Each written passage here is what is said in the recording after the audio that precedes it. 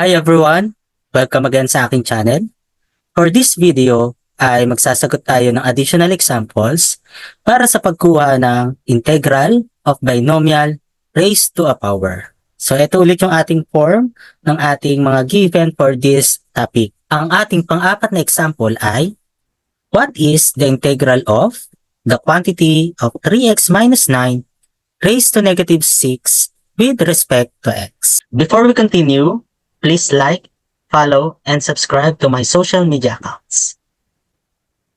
Matatandaan na ang ating shortcut formula sa ganitong form of binomial is the integral of the quantity of ax plus b raised to n with respect to x is the quantity of ax plus b raised to n plus 1 all over a times the quantity of n plus 1 plus the arbitrary constant.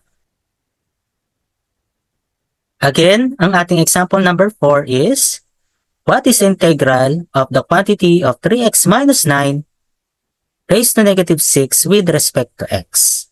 Ang ating letter A is 3 at ang ating letter N is negative 6 for this example.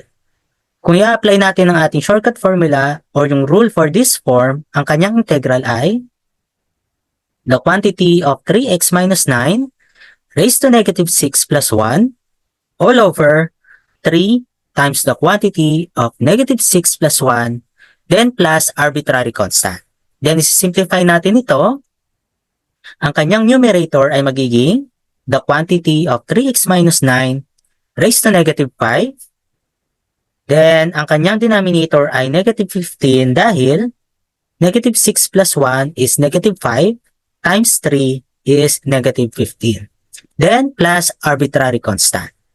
Then, hindi pa ito yung ating final answer kasi ilalabas natin yung negative sign and then yung numerator natin dahil negative 5 ang kanyang exponent, ibababa natin sa denominator para maging positive 5. Kaya ang final answer natin dito ay negative 1 over 15 times the quantity of 3x minus 9 raised to 5 plus c.